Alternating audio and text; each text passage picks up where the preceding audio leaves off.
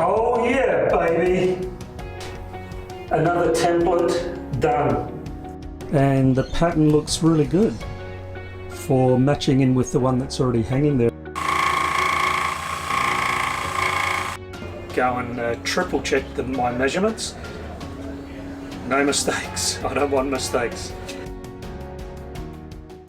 As mentioned in the last episode, I continue the work making up the other two parts to complete the main bulkhead separating the forward V berth and the saloon.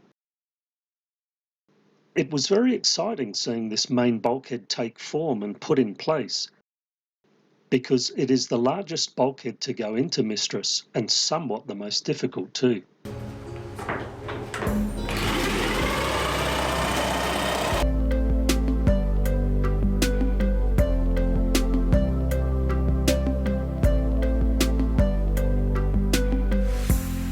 I shut my eyes, trying not to speak, pretend that I'm dreaming.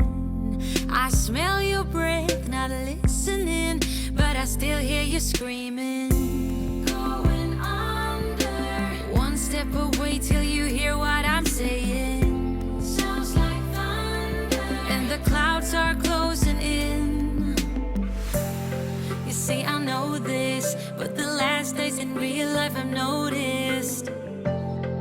Losing focus, breaking up from our life as we know it. If someone had told me that I will take off and find something greener, greener than gold.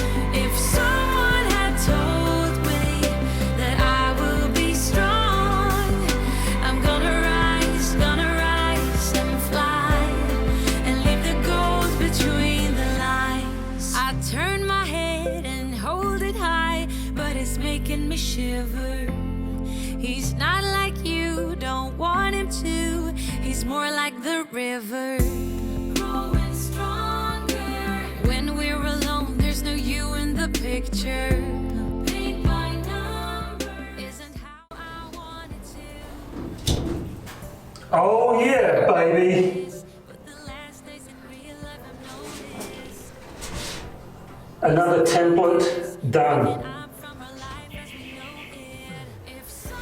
It's a bit of mucking around to do templates, but man, it is so worth it. You have such confidence going to the ply and drawing lines and cutting it up. So there's the other part of the pattern template for the underside of that bulkhead. It looks pretty small, but because it's going to be going as the camera's looking underneath that bulkhead to where it ends. So there's that bulkhead. This next piece that I've just done a template up for is going to become, it's sitting below that, and it'll join that. Why is it so small? Why is it such a small template? That's the beauty of measurements. So as you can see here, I've got 11.5 to add to this straight edge, which it is a straight edge. It's this number here, 11.5, and there's 1,219 millimeters to add off that end to reach the end. Down below here, 107 added below there, and 108 there. Otherwise, those bevel angles are correct, and otherwise the template is correct. So now I'll take this template, this pattern, as well as the one that I've put in the cockpit there, take those down below to the woodshed and find a suitable piece of nice quality grain on that plywood to match in with that one, so that I can get a similar pattern below there and up that end. So here's a bit of marine ply, same thickness, the thick stuff, same as what's hanging already, and the pattern looks really good for matching in with the one that's already hanging there, as I mentioned. I think I'll use this one. This face looks pretty good. A little bit dark in here to see, but this nice swirl, wide swirly grain, which I kind of like, I think will go nice below the other board. And the thing is, this top edge here is plainer.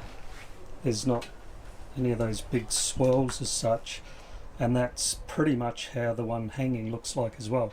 So I think, you know, those two will match up quite nicely because there's nothing swirling over to try and join up with, yet it will give this nice swirl below.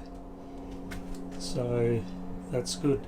I have to try and match in the end piece with the board that's already hanging because that does have a swirl on the end. So let's see how we go with that later. I'm gonna rise and fly and leave the gold between the lines. Whatever you do, what we were, now he's my silver lining. Whenever you call, what you say, you're nothing but a gold ring. To be true, say I do, but you're no one I needed in life.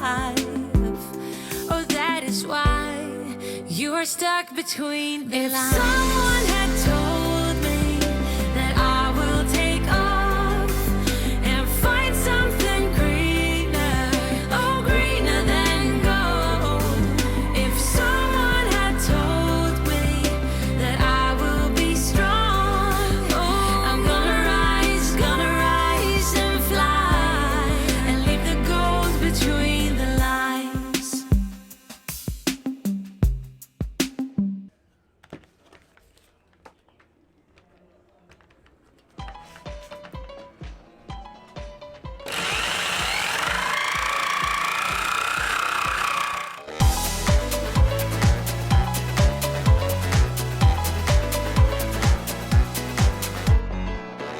Just an ordinary day, I was making my way. Who would have known I spent my last nickel on the super mega winning ticket? I was feeling kinda wicked when I heard my boss through the crowd, but I just smiled. What you gonna do with all that cash? I'm gonna stay out in an all-nighter bash. I'm gonna buy myself a nice little tower, and then I give my boss a finger in my private jet flyby.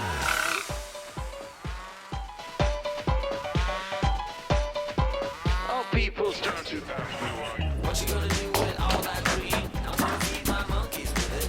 They all hang out by the pool next to my backyard roller coaster. My neighbor guy and poster. Tonight we're having oysters with the Kobe's taking the toaster. When we feed my lions and shit, you better deal with it. Wait here, I'm about to pick up Scarlet J and then Natalie P. What you gonna do with all that cash? I'm gonna stay out in an all-nighter bash. I'm gonna buy myself a nice little tower, and then I give my boss a finger in my private jet flyby.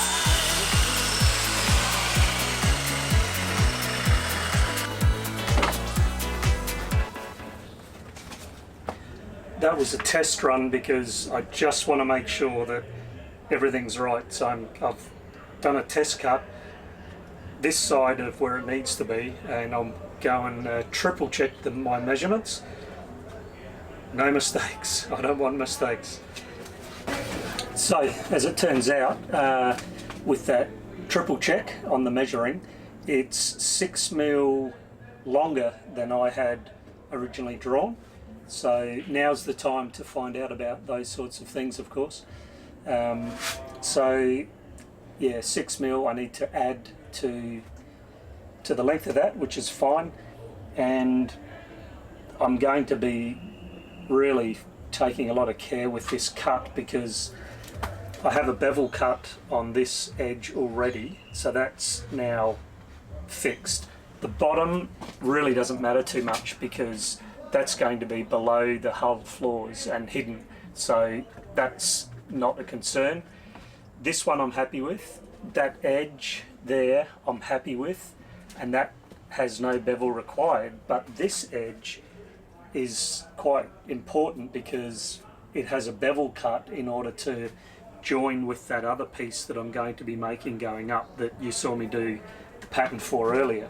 So it's quite important that I get this right, of course. So I do have a little bit of room to play with that, like this way, because again that end will be hidden, but I want to get it right the first time, and at 6 mil I want to make that correct, and I want to make sure that I get this bevel cut as best as I possibly can, because this will be a join that will be seen.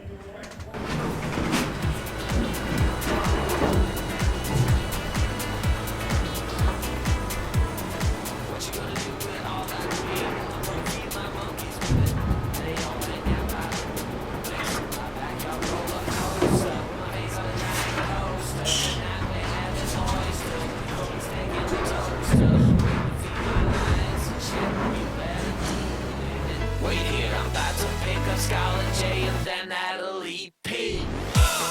What you gonna do with all that cash? I'm gonna stay out in an all-nighter bash. I'm gonna buy myself a nice suit and tie, and then I give my boss the finger in my private jet flyby.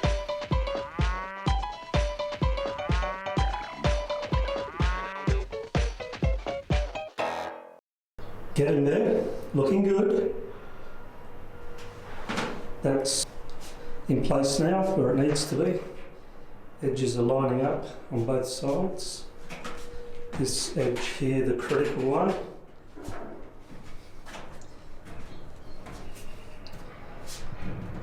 So it's a bit hard to see, but there's two bevels there. Once this one underlaps this one, that will line up with the undersurface there, and then this edge needs to line up with this edge. So I've done it right actually, it's come off, so I'm pleased with that. This was a bit of mucking around, I don't know why I couldn't get that right earlier on, but anyhow it's in now and none of that will be seen.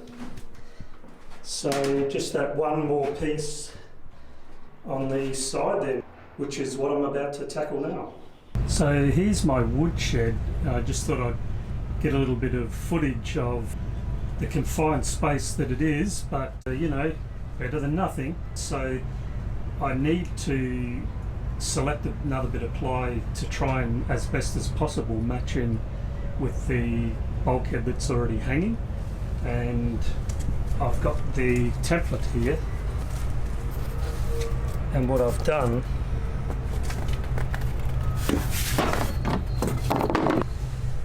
put some pencil lines which are obviously meaningful to me but not to anybody else.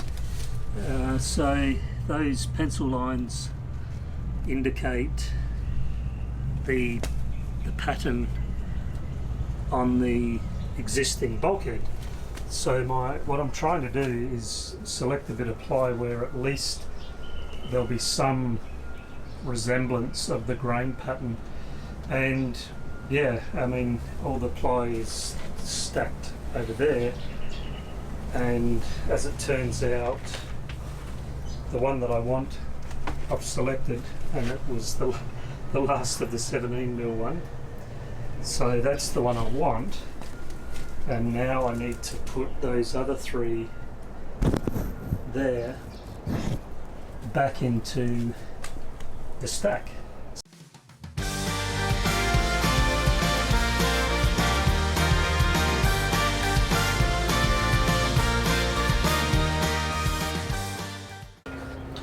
They are not light, my goodness. I don't know what the weight of them are. I would like to know.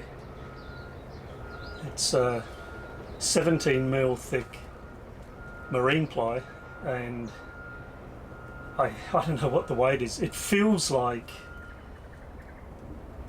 40 or 45 kilograms, something like that. And trying to grip it with your hands and lift and hold it, it's pretty heavy.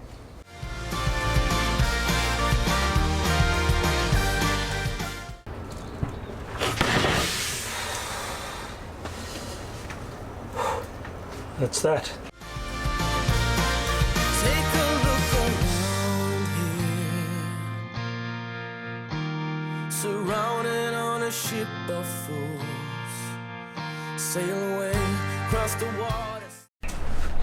The last of the piece for that main bulkhead separating the saloon with the forward V-berth, so I think it'll come up alright. I mean, it won't be perfect, but I think I've made the most of the ply I've got, and it shouldn't be too bad. So now I'll just cut this out with the jigsaw and put the mitre bevel along that edge, and that should be that. At the pace and discover every ocean, every sea, forever and a day for you and me.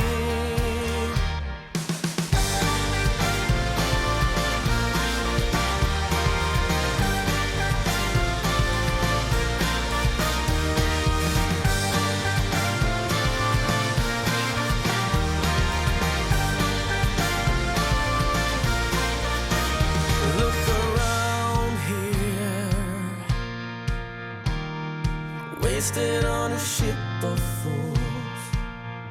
Take my hand, just remember you don't have to surrender to the ocean and the sea. There's forever and a day for you and me. Here's to the future, I'm feeling stronger. We do belong here. Look to the sky. Here's to the sooner or later. The ocean and the sea, forever and a day for you and me.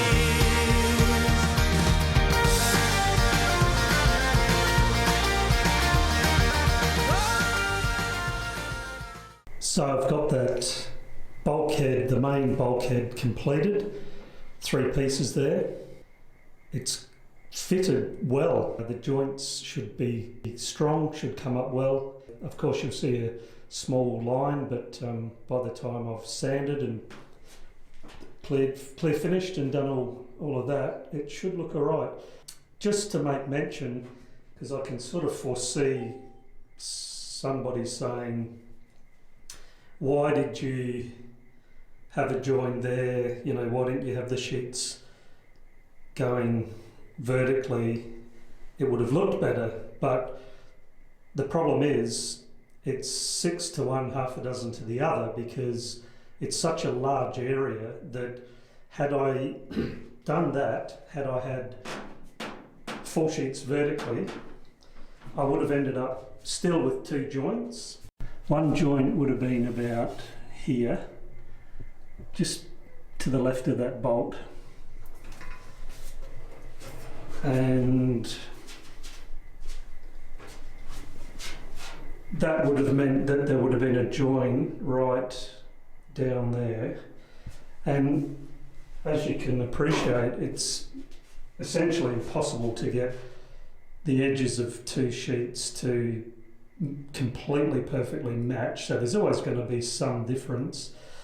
So I would have ended up with a line down here and literally a line where this other one is anyway. So I elected to go for a horizontal joint and therefore line, because quite a bit of this section back here will be covered by the dining area, and that corner over there will probably be hidden by some cupboards. So there will be a small area in the middle, but essentially when you come down below and look, you'll have this whole big area here, which will all be the same sheet with a nice matching grain pattern. So anyhow, that was my rationale, and I'm still happy with it. As I say, it was one way or another, there were going to be 2 joining lines. There was no way around that. So that's that. Tomorrow, I will pull it all down and sand it all back and start the paintwork. Thank goodness. And it's really, really enjoyable, I've got to say. I'm loving it. Join me next episode where I get to preparing and painting some woodwork. Woohoo! And onto damage control right now. My goodness, we just had a severe storm come through. The gazebo here has collapsed. Cross the water, set the pace, and discover every ocean, every sea, forever and a